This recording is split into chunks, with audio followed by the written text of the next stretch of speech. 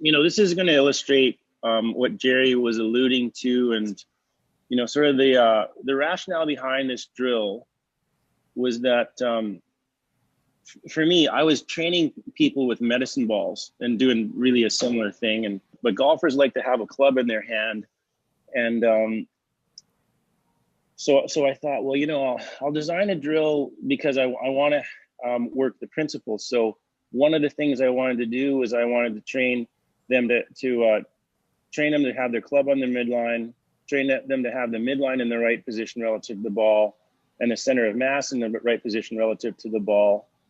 So when you give somebody a shorter stick, the eye-hand coordination becomes easier. And it forces them to use their legs, and by default, they lower their center of mass. So you can see I've got my heels together. I'm actually pushing my knees out. So it's creating a centering sort of platform. So it increases the base of support beyond what my heels are. It's actually where my knees are. And then if I rotate back and forth in a very tight, with very sort of tight parameters set by my heels, I can hit the ball in balance. And it's really interesting. This is an 8-iron that's probably 5 inches shorter than a regular 8-iron, and it only goes 10% shorter than my full 8-iron. So that was sort of an interesting side fact of this thing. Now, when you do this drill, you'll hit the ball really consistently. It'll go straight. It'll go the same height all the time because you've got the same loft. And I have 4 binary criteria for this drill. So we just call it the duck drill, or the heels together short club drill. And what I'm trying to do is I'm trying to get solid contact with the ball. So I have clean contact.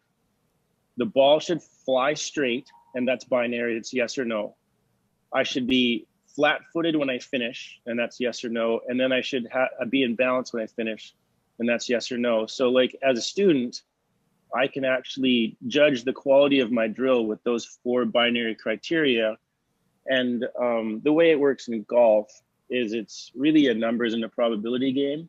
So if I can get somebody to do this drill, and they can do it 70 to 80% of the time, they can get those 4 binary check marks.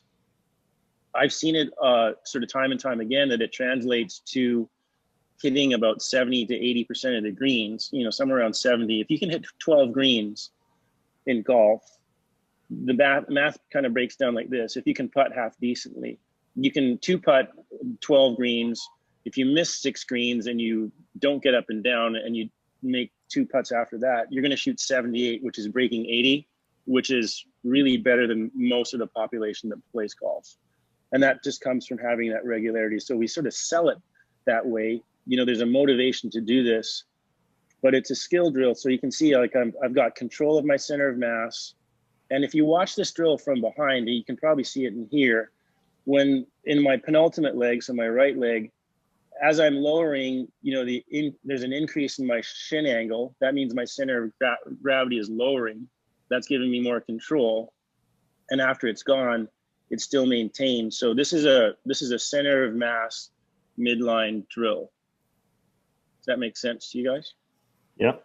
The nice thing about watching this is it also accentuates, again, I've said it before, but the contribution of every osteoarticular or joint system in the body. Like you said, like as you're swinging through, there's a increase in the shin angle of the right leg.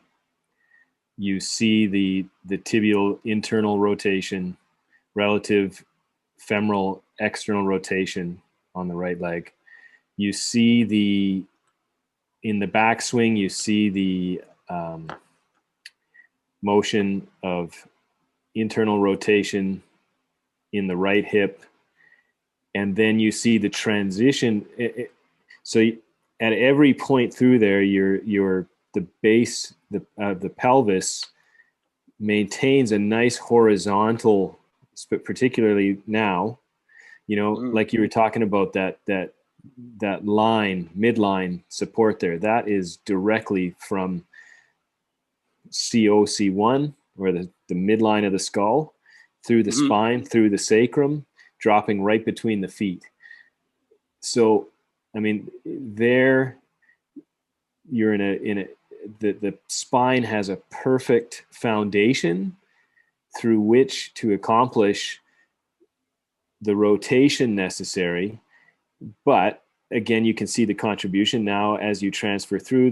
Now you're getting internal rotation through the left hip. You're going to get, now you're going to start to get more spinal extension and lateral flexion. So you're getting rotation with the follow through. The head is down, and you're maintaining that linear orientation of the spine, always on a stable platform of the pelvis there. You can see the contribution, the needed degree of dorsiflexion. You can imagine the transverse plane movement through each foot as you progress from the rear foot to double support to now a little bit more support on the left leg. So as a therapist, when you're seeing all these necessary movements, if you recognize a lack in any of those areas, whether it's dorsiflexion, whether it's the pelvis being unable to rotate about the axis, gives you indication that the hips do not have the capacity to allow for that. That will translate into excessive movements in the spine. Yeah. And I've released my spine a little bit instead of being dead centered. Like I've released it a little bit here because it's just easier on my back. Sure. If you go back to that position where it's really similar to that the force video, yeah, right there, or even a little bit higher, it's about the same. Yeah, that's good there. That's really that maximum ground force moment we talked about, right? So really this drill is helping to ingrain that sense of the penultimate, ingrain that sense of gravity assisted and double support. And so, the more that you can force somebody to do this, and it happens more often this way with the center of mass lowered than it will with somebody swinging a full golf club, because they'll tend to be more lateral. They'll tend to move more towards the target. Whether it's because like Jerry said, they've got a physical restriction of doing that. And this will actually, this is kind of a provocative test in a sense, and Jerry, like I just remember doing all those seminars with Dale Buckberger and going through that, his orthopedic shoulder testing in that order, and just a series of provocative tests. And this is kind of how I designed the drills for golf. You'll do a series of increasingly provocative tests for movement. It's not painful, but it's, you can actually tell what people are doing wrong. And as you run them through these protocols, you can see what they need to do. So the drills have got, definitely, they're sort of looking for specific things and testing the principles. But it's because this drill can work this portion of the swing and those, principles, ground reactive force, maximum ground force moment. It's a good drill and it's repeatable. And one of the keys was giving, people an understanding of what the feedback should be and how to evaluate it. So from a skill perspective, I'll have guys do 10 of these, hit one regular shot, do 10 more, do a regular shot. And we've also got variations on this drill.